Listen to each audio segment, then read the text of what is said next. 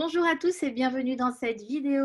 Aujourd'hui, je suis à Logonat Daoulas avec Gaël Bodenec qui est entrepreneur. Son entreprise s'appelle Ménoral. Comment vas-tu, Gaël? Bah, écoute, je vais très bien. Merci de m'accueillir. Qu'est-ce que tu fais dans ton entreprise? Tu peux nous rappeler?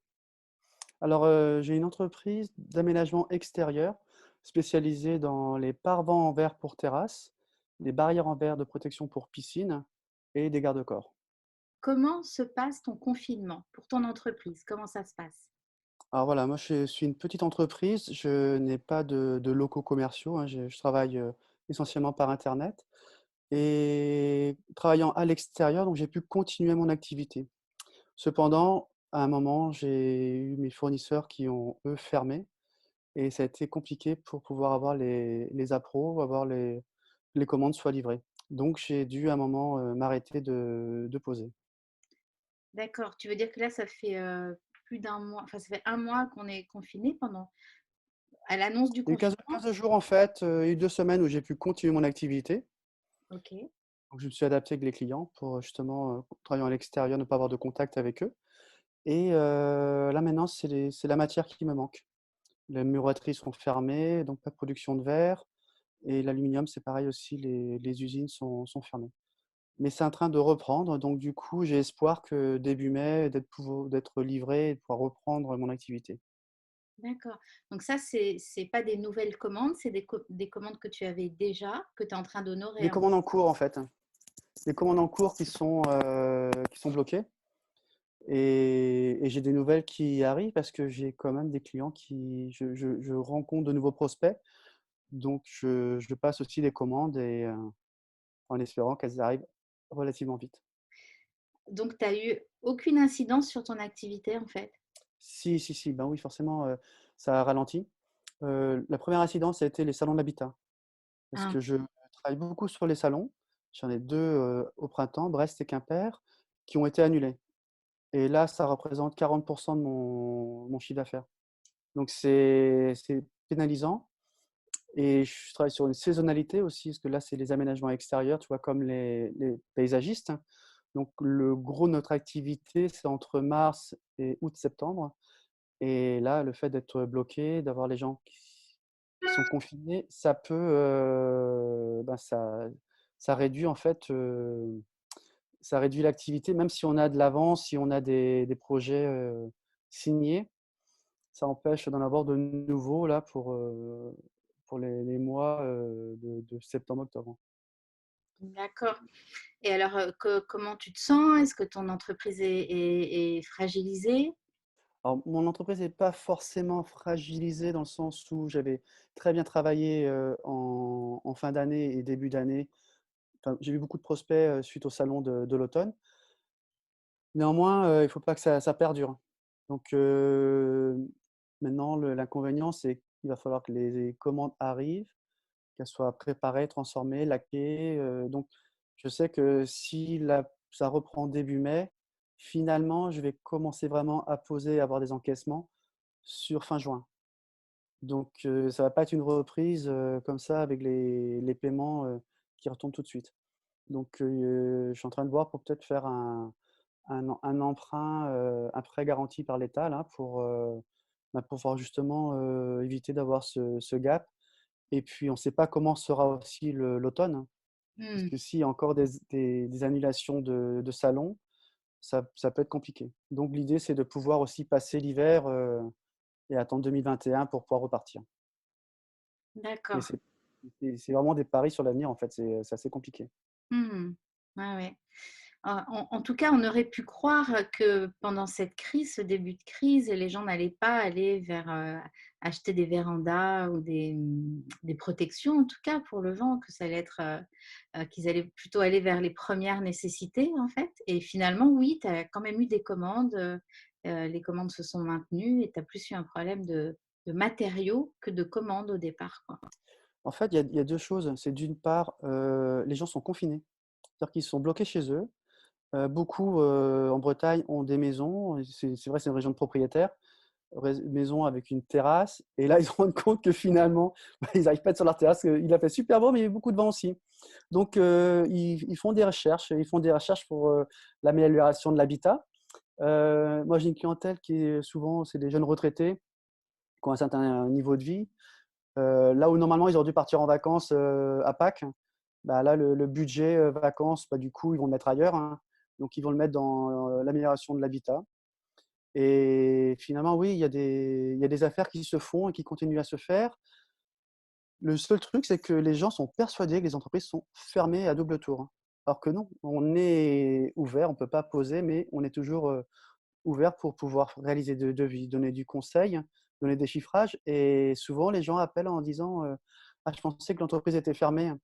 Alors qu'on le note, hein, par exemple, il y a un truc important, c'est que pour les entreprises, c'est sur leur page Google, c'est de bien faire attention que c'est noté ouvert, hein, parce que Google, en fait, au niveau national, a mis, fermé sur toutes les entreprises, hein, au niveau des horaires, hein.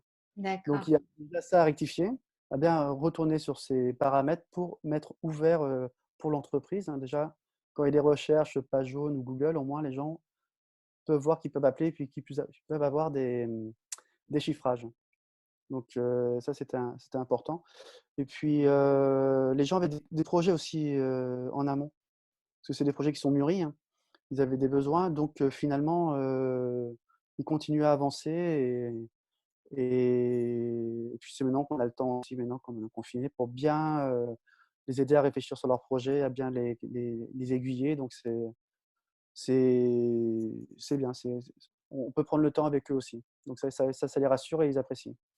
et tu es aussi, papa Oui, j'ai 2 filles. de filles. Comment est-ce que tu gères, l'école à la maison aussi avec, ton épouse? Alors j'ai mon épouse qui continue à travailler parce qu'elle, elle travaille dans l'alimentation animale et donc c'est une activité essentielle donc elle doit continuer son travail de comment dire? D'assistante commerciale et mes enfants ça va c'est des ados donc 16 ans et demi et 14 ans donc elles sont autonomes et puis c'est des filles, elles sont sérieuses donc elles suivent bien, elles font les devoirs tout ça avec, Pronote donc ça le fait bien en fait, elles sont assidues à l'école donc ça a continué là. Mais c'est vrai que pour elle, le plus compliqué, en fait, c'est de plus avoir de lien social, physique, en fait, d'être confiné. Ça, c'est dur, même s'il y a les, Snapchat et autres pour communiquer, mais c'est vrai que ça les titille un petit peu quand même. Mmh. Est-ce que toi, tu es assez actif, sur les réseaux sociaux pour ta société? Bah, du coup, quand ça commençait à se calmer, début fin mars, début avril, j'ai, retravaillé sur ma page internet. Donc j'ai recommencé à alimenter des projets, j'ai, retravaillé certaines choses pour, la rendre un peu plus sexy. J'ai travaillé aussi sur, en fait, en février, j'ai commencé à travailler avec, Précom, c'est une agence de Ouest France pour faire de l'advert et pour, être mieux présent, en fait, sur les recherches, ciblées sur Google. Donc, déjà en février, j'ai commencé à travailler sur ça. Je me suis renforcé aussi sur la plateforme Ooze, qui est une plateforme, internationale sur, justement l'aménagement intérieur et extérieur. En général, c'est assez qualitatif. Donc là aussi, en février, je m'étais rapproché d'eux pour, partir sur une formule payante et ce qui permet aussi d'être mieux référencé, d'avoir plus de projets, visibles sur le net et à côté de ça, Facebook, de se faire de temps en temps des petites parutions, essayer de rendre les choses vivantes, voire des fois avec, d'autres sociétés. J'ai une société avec qui je travaille, par rapport au BNI, car je suis dans un BNI qui, elle, fait des voiles d'ombrage et c'est vrai que les 2 sont complémentaires. Paravent, voile d'ombrage, donc c'est faire des communications ensemble pour montrer l'intérêt de cumuler les 2 produits. Aussi D'accord. pour apporter de l'originalité et la fonctionnalité. Est-ce que c'est par ce biais que tu maintiens le lien avec, ta clientèle? Alors certains oui, c'est vrai que je suis étonné de voir qu'il y a du lien en fait qui se fait et de temps en temps là j'ai des petits commentaires. Où j'étais surtout surpris, c'est avant je cherchais pas trop à voir les commentaires des clients en fait, je faisais un chantier, je passais à un autre, tout ça et même si je m'entends bien, je les retrouve sur les salons. Mais des commentaires en avant, je trouvais pas ça forcément, important et quand je suis allé sur le site Ooze, là, ils m'ont demandé de recontacter des clients pour avoir des commentaires et là, j'étais super surpris, mais agréablement surpris d'avoir les commentaires des clients et c'est vrai que j'aurais dû le faire beaucoup plus tôt parce que c'est super vendeur et puis, les gens trichent pas, en fait, hein. Je veux dire, c'est pas mes oncles, c'est pas mes tantes, les gens, je les ai rencontrés une fois pour le projet ou je les rencontre des fois sur les salons, mais, ce qu'ils disent et c'est ce qu'ils ressentent, quoi. J'ai travaillé chez eux il y a 2, 3, 5, 6 ans et ils ont des super commentaires. Donc je dis: «Oui, c'est en ces périodes où les gens sont un petit peu peut-être sur la défensive, hein, bah, ça peut être rassurant aussi de se rendre compte, bah, oui, il y a du professionnalisme aussi derrière et qui Mmh. peuvent aller de l'avant». Mmh mh. Est-ce que tu as dû baisser tes prix un peu pendant le confinement, au début de la crise ou tu es resté comme, ou tu as pas baissé? Non, non, non, il y a pas à baisser ses prix, hein. En fait, je continue à vendre. J'ai même là, je suis en train de signer l'un de mes plus gros chantiers de par-vent là depuis, maintenant ça fait 12 ans que j'existe et finalement, dans l'esprit des gens, c'est juste c'est pas une crise financière en fait, hein. C'est une crise sanitaire, donc c'est juste on est confiné pour raison sanitaire, donc les entreprises, elles sont pas censées être en difficulté, surtout que 2020 était une très bonne année. Tout le monde partait sur les chapeaux de roue, donc on va pas commencer à casser les prix juste pour, signer des trucs. Non, il faut, conserver ces tarifs et de toute manière, on vend un service, je veux dire, s'il est de qualité, les prix se justifient, hein. Donc pour l'instant, non, il est hors de question de modifier les tarifs. Mmh. OK. Donc tu disais tout à l'heure que tu fais partie d'un réseau, d'entrepreneurs, le BNI. Donc au niveau de cette crise, sanitaire, est-ce que ça t'a apporté quelque chose? Alors j'ai intégré un BNI, donc sur le Nord Finistère, à Lesneven, il y a maintenant, 1 an et demi. Au départ, j'ai hésité, hein, pendant quelques années à rentrer dans ce type de réseau parce que c'est assez, contraignant. C'est des réunions, hebdomadaires, il faut pas les rater. Enfin, c'est assez carré, c'est assez militaire, en fait, comme organisation mais finalement d'intégrer un réseau quand moi, je suis une toute petite boîte, hein, je prends un salarié, voire 2 à la saison. Sinon, le reste de l'année, je suis seul et bah, finalement, on se rend compte qu'on est tous dans la même galère. Même hors confinement, en fait, hein. Donc ça, c'est hyper rassurant déjà d'avoir un réseau et de pouvoir discuter des mêmes problématiques. Ça permet d'aller de l'avant aussi. Et puis nous, c'est de l'échange, en fait, c'est apporter des affaires, hein et ça, c'est vraiment intéressant et du coup, là, on avait avant des réunions physiques, on était, 45 à se réunir tous les jeudis matins. Là, maintenant, on fait de la vidéo, en fait. On fait des vidéoconférences, via Zoom et on se rend compte d'une part qu'il y a une partie des membres, en fait, des co-membres qui n'arrivent pas, en fait, à rentrer sur ces réunions-là. Moi, je trouve que c'est important parce que ça crée un noyau, en fait. On est dans une situation difficile, donc ceux qui se regroupent, en fait, une fois qu'on sortira du confinement, on en sortira aussi plus fort ensemble. Donc ça, c'est important de continuer, en fait, à réseauter et puis, ça permet aussi là, j'ai eu une réunion cette semaine avec, une thématique où c'était les entreprises des aménagements extérieurs. Donc il y avait une boîte de Quimper, il y avait d'autres boîtes de Lannion, Saint-Brieuc, on avait une boîte sur le 56 aussi ou 2 boîtes sur le 56 qui étaient présentes et des grosses, des petites, enfin des piscinistes, des paysagistes, enfin bref et finalement, bah, aussi d'échanger sur notre marché, sur nos activités, ben, c'était super intéressant parce on apprend beaucoup de choses. Comment un tel, va faire, ses réunions, enfin ses entretiens, commerciaux? Est-ce qu'il continue? Est-ce qu'il continue pas? Comment gérer avec ses salariés pour aller sur un chantier? Enfin, les distances de sécurité, désinfecter le matériel. Enfin, c'est vrai que c'est plein de questions auxquelles on doit se poser aujourd'hui comme chef d'entreprise et auxquelles on n'était pas confronté avant. Donc, ça, c'est hyper riche en fait, le réseau de pouvoir, bah, se reposer sur d'autres personnes enfin pas se reposer, mais, d'avoir l'avis de d'autres personnes, ça c'est bien. Mmh. Tu veux dire que la solitude, du solo entrepreneur est plus confortable que quand tu es dans un réseau comme ça? En fait, longtemps j'ai travaillé seul et je regrette de ne pas être rentré plus tôt dans un réseau. Parce que c'est beaucoup plus, ça crée une dynamique en fait, hein.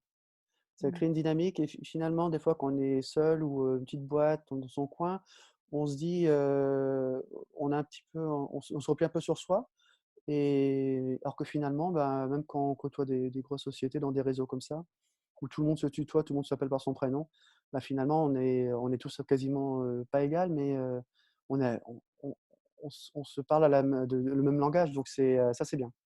Donc ça c'est rassurant et puis ça permet ça moi ça m'a donné la niaque en fait, ça m'a permis de me développer, de gagner en confiance, donc ça c'est bien. OK. Non, non, c'est bien de réseauter, d'être dans des réseaux, d'être dans c'est bien de pouvoir avoir du conseil, de l'entraide, de la bienveillance.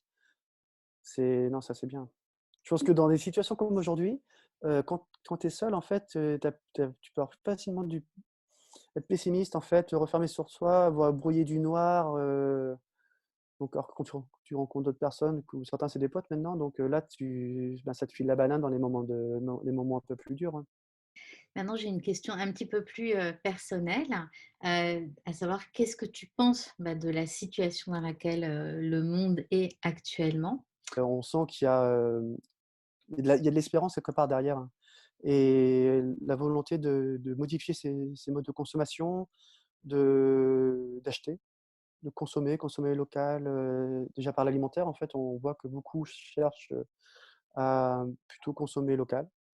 L'idée des hyper, tout ça, ça commence un peu à partir et les voyages, tout ça aussi, certains je pense commencent à se dire, «Pourquoi, partir, 15 jours, au Brésil, quitte à partir autant partir 2 mois quoi». Mais il y a une conscience en fait qui arrive, hein. Alors c'est un élan, hein, je sais pas si, surtout quand dans un an quand tout sera fini, on va partir comme des cons, comme avant, la tête dans le guidon et puis à faire les mêmes bêtises, hein.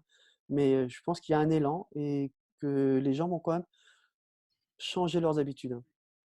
Pas toutes les habitudes, mais les habitudes, hein. C'est-à-dire qu'ils vont, consommer différemment et puis surtout ce qui est intéressant, c'est qu'on se rend compte que pour les petites entreprises, bah, il y a aussi plein de boulot à créer en fait, moi j'ai un voisin qui est pêcheur et qui vend pas son poisson en direct. Je lui dis: «Mais tu pourrais vendre ton poisson en direct», il y a j'ai dans mon groupe BNI, il y a un mec qui a créé une application pour permettre de faire les ventes, les facturations sans avoir de terminal, carte bancaire. Donc et ça, c'est génial parce qu'on n'y pensait pas avant et il me dit: «Bah, ouais, c'est vrai, tu prends un rendez-vous, tu vends ton poisson, c'est direct, tu as la facturation qui est emmenée au client par comment dire? Par mail». Enfin, tout est cadré en fait, hein, et c'est peu contraignant et je pense que ça, il y a les maraîchers, enfin, dans l'alimentaire, il y aura, je pense, pas mal de choses à créer et à développer. Donc non, je suis plutôt confiant en fait, hein. Bah, écoute, merci beaucoup pour, ce partage et ce moment passé avec toi. Peut-être une dernière question, oui, du coup, tu as amené beaucoup à circuler, Oui. comment ça se passe sur la route? Est-ce que tu es contrôlé, tu es souvent contrôlé ou? Non, pour l'instant, j'ai été contrôlé une fois mais c'est vrai que c'est compliqué parce qu'on entend des histoires. J'ai des amis du groupe BNI là qui se sont fait arrêter, qui se sont pris des prunes, enfin, hier, j'ai rencontré au garage pour changer mes pneus, tu vois? Il y avait 2 motards qui étaient là. Du coup, j'ai posé la question à un des motards, «Comment, qu'est-ce que j'ai besoin comme papier pour, circuler si je suis contrôlé, Enfin, dites-moi parce que c'est le flou, en fait», et bah, il m'a appris, en fait, il faut avoir déjà un cabis, parce que je savais pas, donc j'en ai imprimé un et après, ben, des devis, des mails, en fait, il faut avoir le plus possible de documents parce qu'on n'est pas limité, en fait, en distance. Et après, c'est bien sûr, c'est garder les distances avec ses clients. Je pense que c'est ça le plus important, en fait, après aussi, hein. C'est bien, avertir le client avant et dire: «Voilà, le rendez-vous, il se fait dehors, on évite de toucher les portes de poignée pour rentrer dans les maisons». Idéalement, c'est de le faire dehors et puis c'est de déjà envoyer, bah, les devis ou tous les documents en amont par mail, en fait, pour avoir le moins possible de choses à sortir ou à toucher, sur place. Donc mais sur la route, ouais, c'est ça, c'est de toujours avoir ses documents avec soi parce que c'est toujours c'est la roulette russe, quoi. Mmh. Mais bon, c'est comme ça, hein. OK. Merci beaucoup Gaëlle Ouais, c'est moi qui te remercie. et écoute, je te dis, à bientôt. Bonne continuation, bonne vente Oui, et merci, et puis on reste en contact. À pas de bientôt. souci. Au Au revoir à revoir. tous.